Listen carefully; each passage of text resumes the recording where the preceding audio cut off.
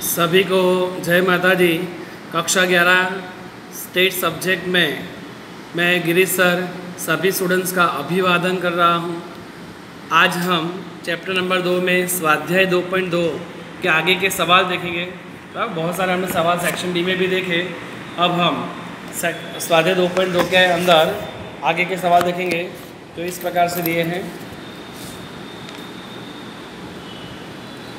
एक कार्यालय में कुल 1600 कर्मचारी कार्यरत है।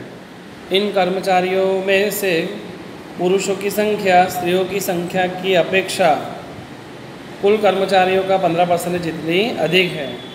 माने हमें यहाँ पे गुणधर्म की बात करें तो पहले कौन दिए हैं? पुरुष। फिर बाद में कौन दिया है? स्त्रियाँ। तो पुरुषों की जो संख्या है वो स्त्रियों की संख्या से 15% जितनी अधिक है। अविवाहित कर्मचारियों की संख्या विवाहित कर्मचारियों की संख्या से अपेक्षा से 800 कम है। अविवाहित स्त्रियों की संख्या 195 है। इस सूचना को योग्य कोष्ठक में प्रस्तुत कीजिए। तो यहाँ पे दूसरी बात, यहाँ पे अविवाहित भी लोग हैं और विवाहित भी है। तो विवाहित और अविवाहित माने वैवाहिक स्तर, मैरिड और अनमैरिड हुए। चलो फर्स्ट ऑफ ऑल हम तो आंसर 2 के अंदर गुणधर्म लिखेंगे। इस प्रकार से हमारे गुणधर्म बन रहे हैं। तो सबसे पहला हमने देखा गुणधर्म में देखा आपने जाति, पुरुष और स्त्री है। फिर सेकेंड स्टेप वैवाहिक स्तर, जिसमें विवाहित भी है और अविवाहित भी है। कौन कौन है? विवाहित भी है और अविवाहित भी है। तो आप जानते हो पहला गुणधर्म सीधा लिखेंगे जाति, उसके अंदर 2 पार्ट्स पढ़ेंगे। जाति में कौन है? पुरुष और स्त्री। दूसरा कौन सा है? वैवाहिक स्तर। यहाँ लिखेंगे वैवाहिक स्तर में विवाहित और अविवाहित। ऐसे करके हम कोष्ठक की रचना करेंगे जो आप जानते हो अच्छी तरह से, बराबर।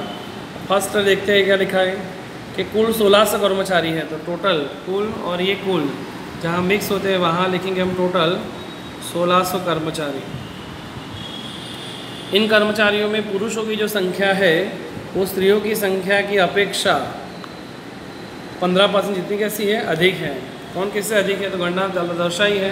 पुरुषों की संख्या जो है वो स्त्रियों की संख्या से टोटल कर्मचारी के 15% अधिक है। कुल कितने कर्मचारी हैं? 1600 माइनस जो इसमें मैंने मेरी मेथड बनाई है जिसमें अधिक घटा देने का, जितने भी अधिक है वो घटा दो। माने कौन अधिक है? पुरुष अधिक है ना। पुरुषों की संख्या स्त्रियों की संख्या से 15% अधिक है। तो घटाओ, अधिक घटा दो, 15% घटा देंगे। पुरुष 1600 गुणा 15% करोगे तो कितना आएगा? 240। 1600 में से 240 गए तो बचे कितने? 1360। इसका अधिक निकाल दिए तो जो बचे संख्या पुरुष और स्त्रियों की वो समान होगी। कैसे होगी? समान भाग में बांट देने की। 1360 को 2 से भाग देंगे तो 680 पुरुष भी 680 होंगे और स्त्रियाँ भी 680 होगी। अब सही में अधिक कौन थे? पुरुष। तो लास्ट में जो सही है वो प्लस कर दो, प्लस अधिक 240 पुरुष है तो पुरुष में प्लस करेंगे। पुरुष लिखा है ना, तो 240 पुरुष में प्लस करेंगे। 680 प्लस 240 करोगे तो 920। तो पुरुष कितने आए हमारे पास? 920 और स्त्रियाँ कितनी है? 680, बराबर है। इसमें एक बार फिर से समझा रहे हैं कि जो अधिक संख्या है वो टोटल संख्या में से घटा दो, फिर जो बचे वो तो समान होगी। समान होने के बाद सही में जो अधिक है वो प्लस कर दो। कौन अधिक थे? पुरुष। तो पुरुष में हमने प्लस किया है, बराबर। फिर से एक बार देखते हैं। टोटल 1600 कर्मचारी थे, इसमें अधिक है पुरुष है तो पुरुष को घटा दिया पहले। फिर जो बचे वो पुरुष और स्त्री कैसी होगी? समान। मान 1360 को समान भाग में बांटा, उसको समान भाग में बांटने पर सही में अधिक कौन थे? पुरुष। तो पुरुष में प्लस कर देंगे हम 240। इसका पुरुष टोटल कितने हो जाएंगे? 920 और स्त्रियाँ कितनी होगी? 680। तो आंसर में लिखते हैं कि पुरुष टोटल 920 है। तो पुरुष की लाइन में लिखेंगे हम टोटल में 920, जबकि जो स्त्रियाँ है वो कितनी है? 680। तो स्त्रियाँ में कुल में लिखेंगे 680। आप टैली करोगे तो दोनों का टोटल हो जाएगा 1600 आपका, ठीक है। आगे लिखा है कुछ ऐसा कि अविवाहित कर्मचारियों की संख्या विवाहित कर्मचारियों की संख्या की अपेक्षा 800 कम है। कौन कम है? तो अविवाहित कर्मचारियों की संख्या जो है वो विवाहित कर्मचारियों की संख्या से 800 कम है। तो इसका उल्टा क्या होगा कि अविवाहित 800 कम, इसका कि विवाहित कर्मचारी 800 अधिक होंगे। हमें अधिक निकालने का गणना करने के लिए इसका अर्थ ये हुआ कि विवाहित कर्मचारी जो है वो अविवाहित कर्मचारियों से 800 अधिक है, बराबर है। तो मैंने वही लिखा यहाँ पे कि विवाहित कर्मचारियों की संख्या अविवाहित कर्मचारियों की संख्या से 800 अधिक है। एक बार फिर से सेंटेंस बुक में अलग लिखा और मैंने अलग लिखा कि अविवाहित कर्मचारियों की संख्या विवाहित कर्मचारियों की संख्या से 800 कम है। उनका कहना है कि अविवाहित 800 कम है, इसका अर्थ ये हुआ कि विवाहित 800 अधिक हुए कि नहीं। इसे मैंने लिखा है यहाँ पे कि विवाहित कर्मचारियों की संख्या अविवाहित कर्मचारियों की संख्या से 800 अधिक है। हम वापस टोटल कर्मचारी हमारे कितने थे? 1600 में से जो अधिक हो घटा दो, जैसे अभी हमने यहाँ पे अधिक पुरुष घटा है वैसे यहाँ पे अधिक घटा दो। अधिक कौन है? विवाहित है। 800 घटा दिए तो बचे कितने हैं? 800। इसका 800 में दोनों समान होंगे। कौन समान होंगे? विवाहित और अविवाहित। तो 800 में विवाहित 400 है, अविवाहित भी कितने हुए? तो 400। अब जो अधिक थे वो जोड़ दो आपस से। कौन अधिक थे? विवाहित। तो विवाहित में जोड़ देंगे हम 800, तो कुल मिला के कितने हो गए? 1200। जबकि ये तो कितने रहेंगे? 400। ऐसे सेम ये गणना की थी, सेम वैसी ही ये गणना है कि पहले अधिक घटा देने का फिर जोड़ देने का, बराबर है। तो विवाहित कुल कितने हुए? 1200। तो कोष्टक में लिखेंगे विवाहित कुल संख्या जो है हमारी 1200 है,